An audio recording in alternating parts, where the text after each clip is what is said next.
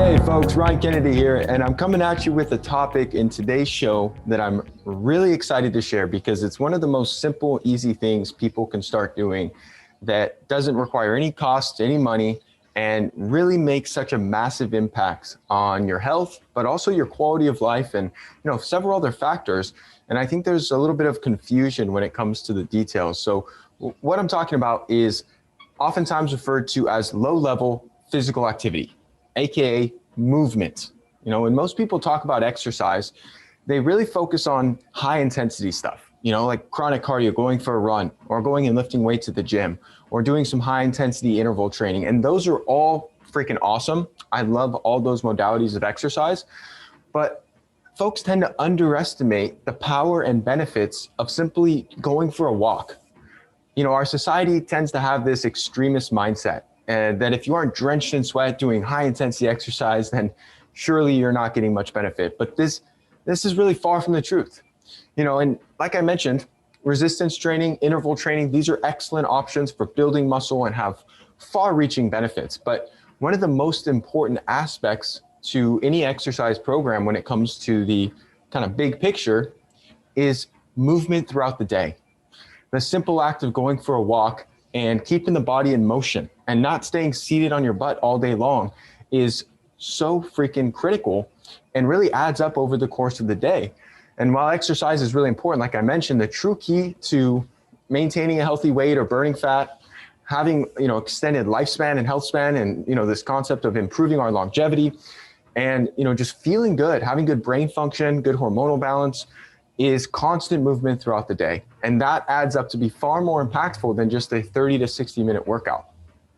So walking is something that's so simple, it's fairly easy, and it's virtually accessible to everyone. So, I'm gonna go through some benefits that are oftentimes overlooked with it when it comes to something as simple as walking. And then I'm gonna give some action steps and some advice towards the latter part of this episode on what you can do and how you can take this information and start applying it to your life to really reap all these benefits. So Hippocrates, who's known as the father of natural medicine, he said back in the day, walking is man's best medicine. And it's true. We get so many benefits. It makes essentially everything in your body work better. Helps to burn belly fat, helps to reduce insulin resistance, it improves your immune system function, it helps to reduce stress-related hormones, positively impacts your genetic expression. I mean, I could go on and on, folks, about all the benefits of just going for a simple 30 or 40-minute walk. So it's going to have a big reduction in your risk for multiple chronic diseases and the complications from things like diabetes. And, it's also really going to help with brain function. It's going to help with, reducing your chances for dementia or Alzheimer's related issues, because when we move our bodies, we increase blood flow to the brain, which helps to improve what's called BDNF, brain-derived neurotrophic factor, which is like miracle growth for your neurons. It's like fertilizer for your brain. And so this is really helpful for when it comes to improving cognitive function and really preventing cognitive decline. Like I said, it helps with weight loss, and it could be even more effective in some ways than high intensity exercise. Now, let me explain this. Because we're doing a lower intensity form of movement, we're gonna burn a higher percentage of body fat as fuel versus if we go for a run and we're doing a higher intensity form of movement, we're gonna tap into more stored carbohydrates in the form of glycogen. So we're actually able to tap into higher percentage of body fat loss when we're doing lower intensity forms of exercise like walking. And I want to also stop here and add in that there's lots of other forms of this low intensity movement. Walking is a common one, but you can also mix in a mild bike ride. If you're doing some intense mountain biking, that's a little different situation, but going for a bike ride, doing some swimming. One of my favorites is doing some paddling on a stand-up paddleboard or on a kayak. It's an incredible form of movement. And also things like gardening, house chores, just kind of keeping the body in motion. It doesn't have to be a walk per se, but as I record this, I'm actually walking on my treadmill. I have a walking workstation. And so I love to do a lot of my computer work while I'm moving, just because of how beneficial it is for my brain. So let me get back on track with the benefits of walking. Like I said, it helps with weight loss, and constantly moving throughout the day can even be a better strategy for losing a few extra pounds than a 1 hour workout coupled with being seated all day long. So choosing a form of exercises that is sustainable, low impact, and is really something that you can do on a regular basis, like walking, is an excellent option. Now, it's not going to replace your resistance training. It's still not going to negate the need for interval or a higher intensity exercise, but it's going to complement it beautifully. Walking has been shown to improve your mood. It increases the release of these feel-good neurotransmitters in your brain, like dopamine, which can help to alleviate mild depression, can help you stay more motivated, and just increase your overall feelings of happiness, and really help you feel better throughout the day. And I really believe movement creates really positive emotions. And so that's one of the best ways I always recommend to my patients in my practice is, if you're feeling down, doing something as simple as just going outside for a walk in the sunshine can be one of the greatest ways to amplify the mood boosting benefits by getting that sun exposure, which we'll talk about in a future episode. And then just coupling that with walking, and you feel freaking fantastic.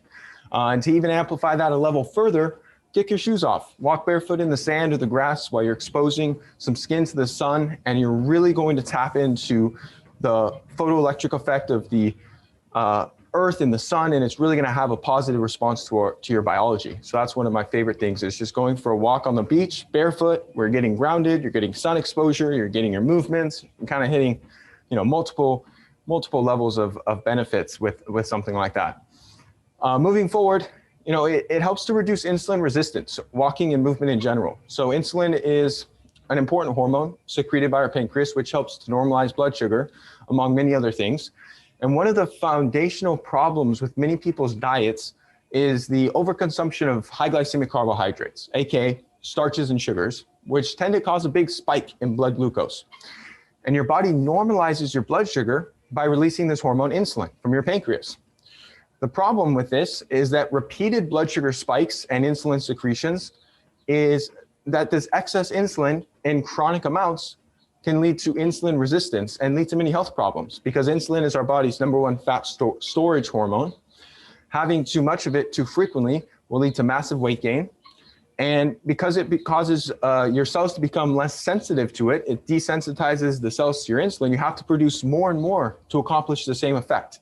And this kind of roller coaster of blood glucose and insulin is what leads to type 2 diabetes, obesity, metabolic syndrome. And luckily, by keeping your body in motion and going for a walk after your meal, it helps to level out that postprandial blood sugar level. So your post-meal blood sugar level gets leveled out when you go for a walk after you eat, which is massively beneficial for reducing the amount of insulin your body needs to produce, and really helps with keeping your energy more stable, helping with your digestive system, has a lot of benefits. So one of the best times you could go for a walk is right after you finish eating. Go for a 15 to 30 minute walk after dinner, after lunch. It's one of the best things you could do to really enhance the overall function of your body.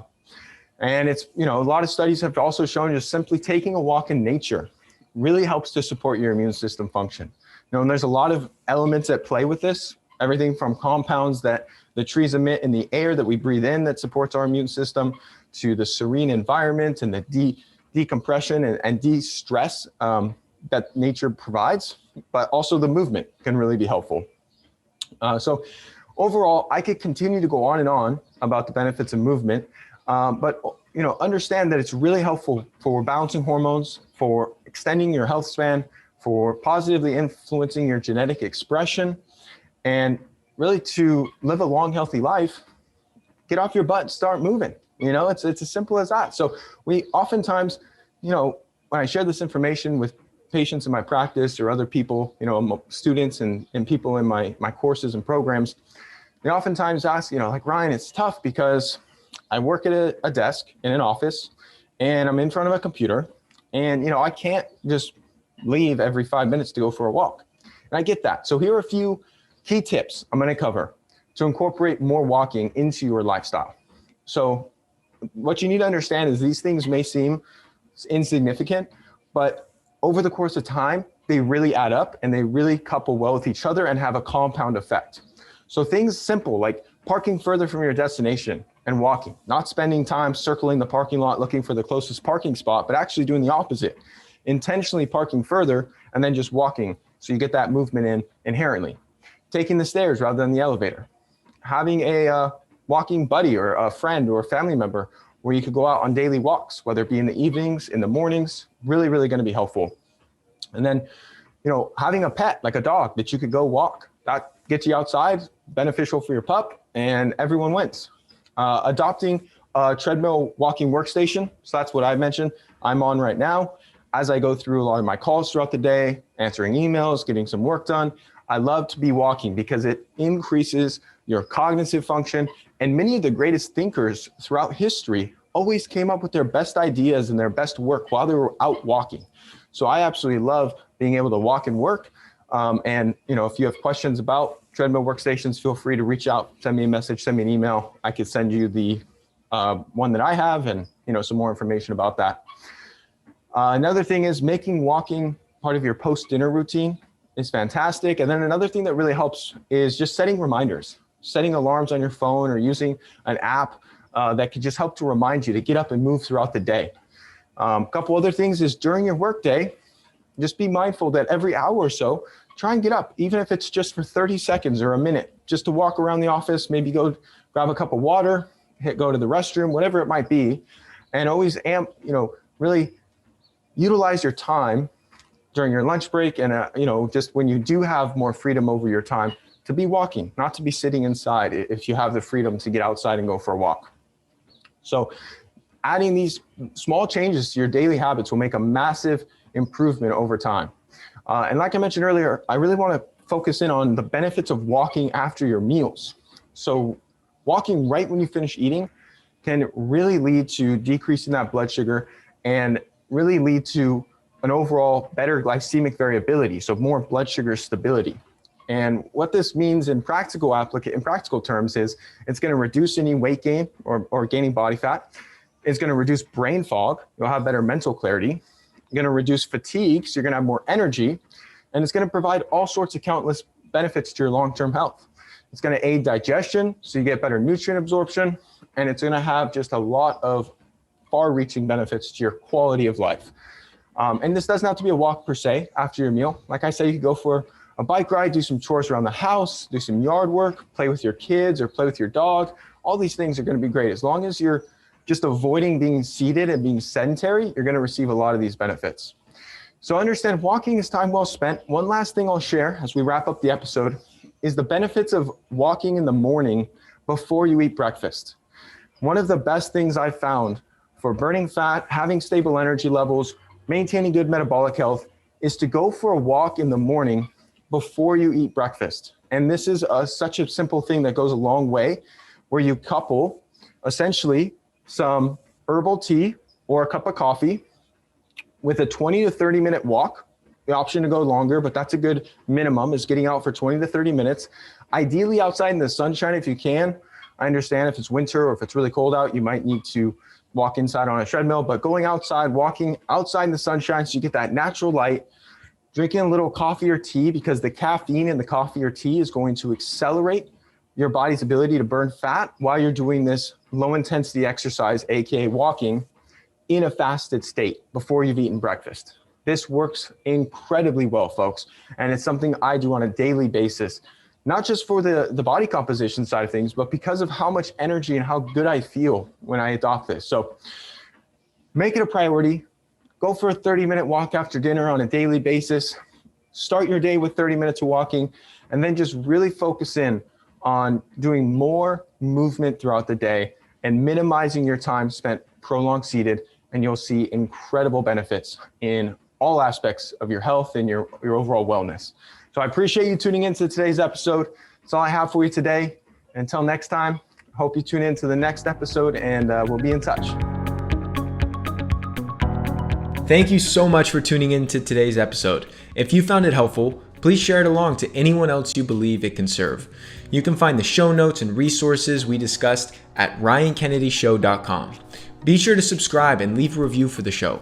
Your feedback helps to support me on my mission to positively impact as many people as possible with this information. Much love, everyone.